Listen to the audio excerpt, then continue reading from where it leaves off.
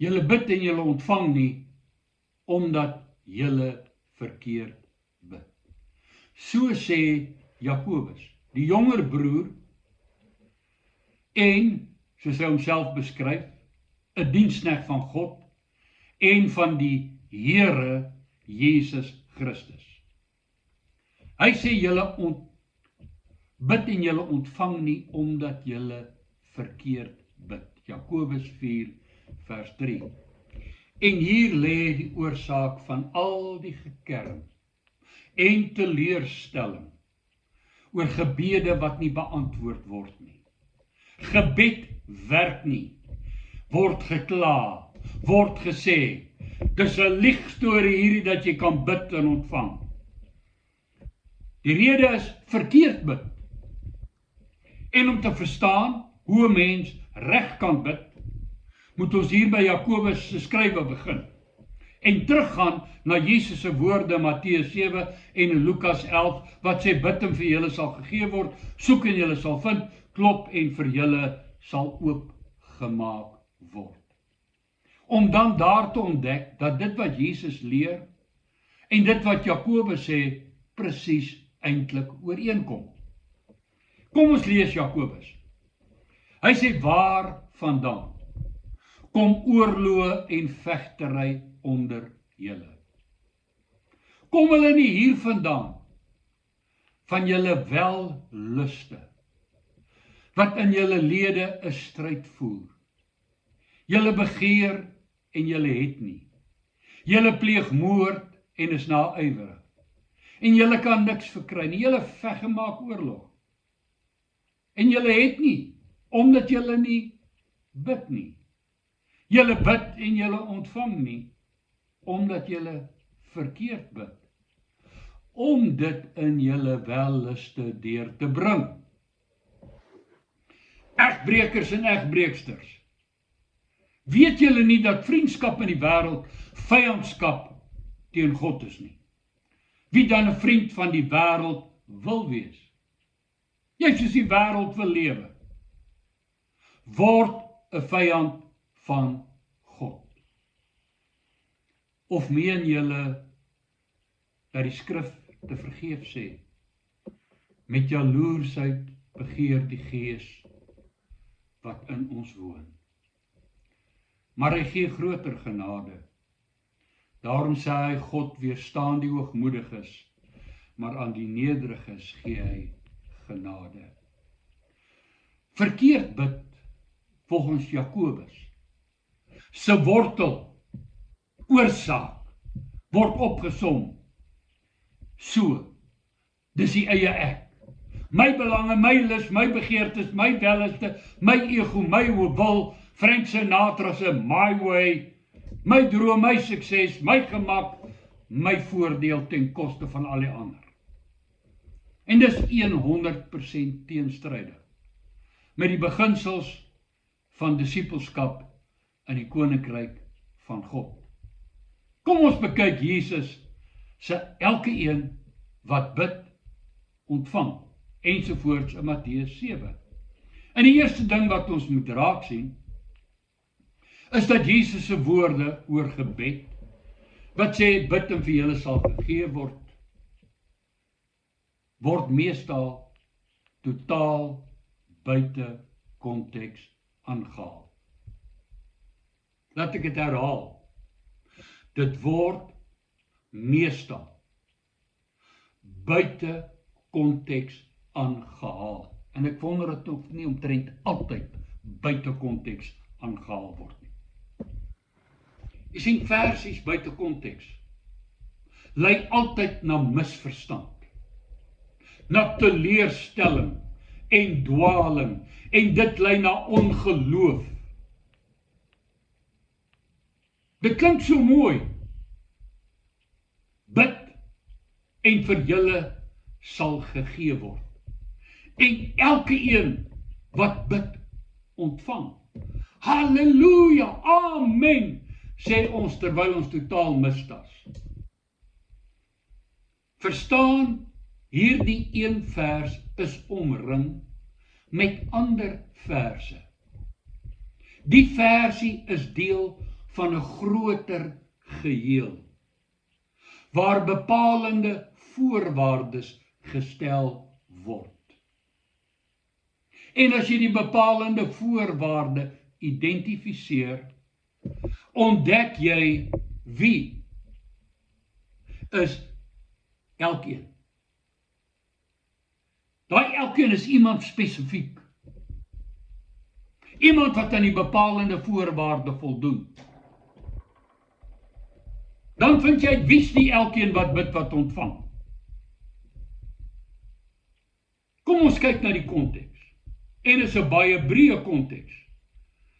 Dis eintlik 'n deel van die hele bergpredikasie, wat Matteus 5 en 6 insluit. Maar ek som op hoofpunte, jy kan die hele ding self gaan lees. In die eerste omvattende beginsel, wat uit die hele bergpredikasie en deur die hele bergpredikasie vloei, word so gesê in Matteus 6 vers 33. Maar soek eers die koninkryk van God en sy geregtigheid, en al hierdie dinge sal vir julle bygevoeg word. Al hierdie dinge, die eet en die drink en die aantrek, die goed wat ons normaalweg vra, sal vir julle bygevoeg word. My behoeftes sal bygevoeg word as ek eers die koninkryk van God en sy geregtigheid soek. En dis 100% in lyn met Jesus se lering oor gebed in die Onse Vader. Nommer 1, God is my Vader. Onse Vader beteken God is my Vader. En ek word 'n kind van God, nie deur geboorte nie, maar deur wedergeboorte, wanneer ek my bekeer tot die koninkryk van God. Onse Vader wat in die hemel is, laat u naam geheilig word. Ek wil dat God se naam in my doen en late verheerlik word. Hulle moet Jesus sien in my doen en late. Laat die koninkryk kom. Ek wil dat God se koningskap en heerskappy oor my lewe en gedrag gevestig word. Laat u wil geskied, soos in die hemel, so ook op aarde. Ek wil God se wil in my lewe leef. En ek wil vir jou sê, as dit nie so is nie, gaan jy nie tuis voel in die hemel nie. Jy's nie daar aankom nie, want daar is hy koning, daar regeer hy, daar geskied sy wil. As jy daar wil ingaan, moet jy hier reeds begin buig voor sy wil. Dis die eerste en bepalende faktore vir bid en vir julle sal gegee word as jy die konteks lees.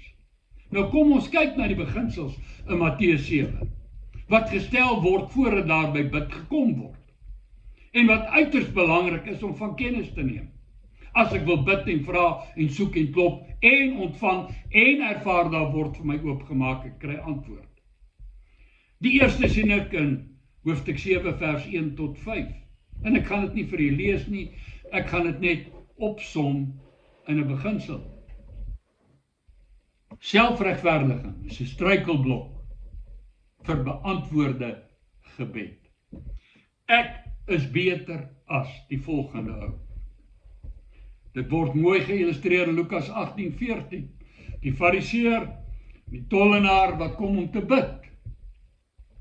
Die fariseer sien die tollenaar en hy begin vergelyk.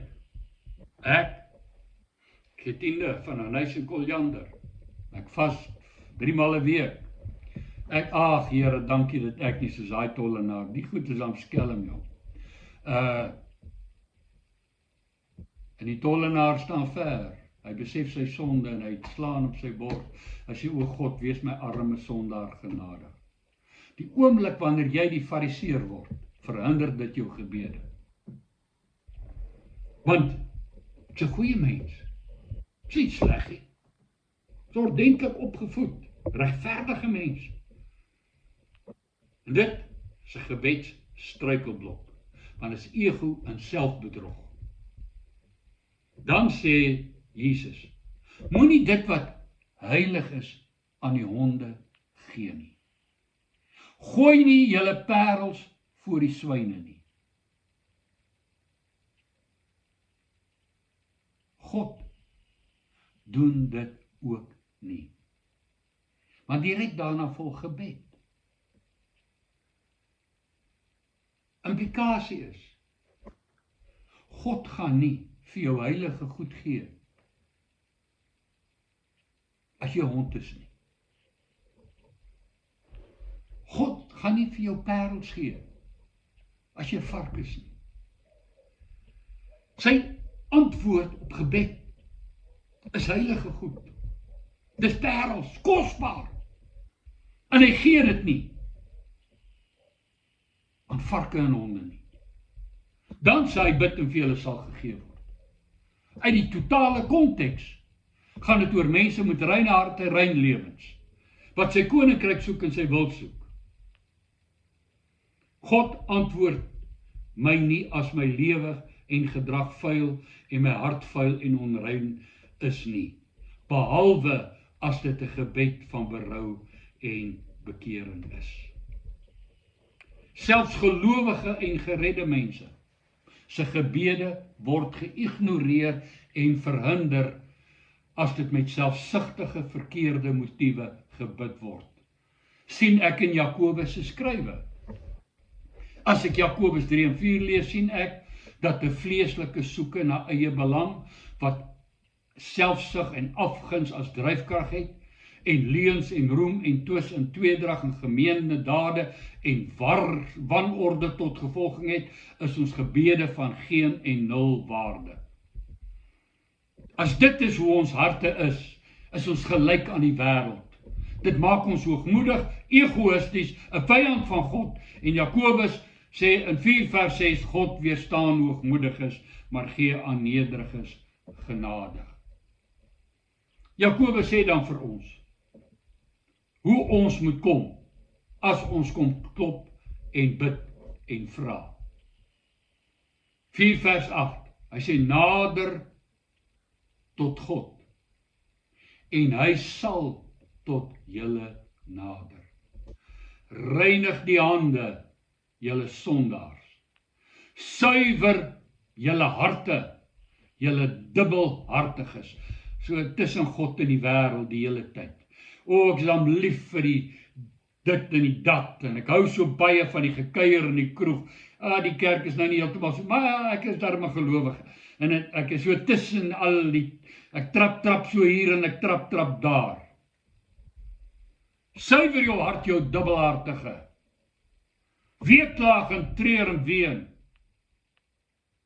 Laat julle gelag en treurigheid verander word. Julle blydskap en bedruktheid, die goed wat die mens om so oor kan besig hou. Sê, vergeet daai goed. Verneder jou voor die Here, en hy sal jou verhoog. Ons word geleer deesdae in die kerke. As ons praat, en reg praat, en mooi praat, sal God spring. Ek is jammer, maar dis nie Bybels nie. Gaan jou ook teleurstel. As God praat, en jy spring, of God praat, en ek spring, dan begin God ook aandag gee aan my. Dan vind sy oë wat die hele aarde deurkruis op soek na hulle wie se harte onverdeeld op hom gerig is. Dan vind hulle my en begin hy my ondersteun. Dan gee hy baie maal sonder dat ek bid, sonder dat ek vra. Hy voeg by omdat ek sy kind is. Hy sien raak omdat ek sy kind is. Hy voorsien omdat ek sy kind is. Hy voorsien omdat ek hom liefhet, omdat ek hom eer, omdat ek hom dien. Daarom, want hy weet wat ek nodig het nog voor ek bid. Dis wonderbaar hoe God kan doen ver bo wat ons kan bid of dink. As ons neerbuig en begin luister as hy praat, begin doen as hy sê, begin gaan as hy stuur. As ons sy wil soek, sy koninkryk soek, dan sê hy, ja, kom maar in. Dan sê hy, ag Here, dan sê ek hoor, sal voorsien, sal help. Onse Vader wat in die hemel is, laat die naam geheilig word, laat die koninkryk kom, laat die wil geskied, soos in die hemel, so op aarde. Ek wil die 10 met alles, Here, soos ek in die hemel sal moet dien. Gee my vandag my daaglikse brood. Ook sien die gebakte brood is al afgelewer. Dankie, Here. Bid met die regte gesindheid, met die regte hart, en vir jou sal gegee. Mooi loop. Amen.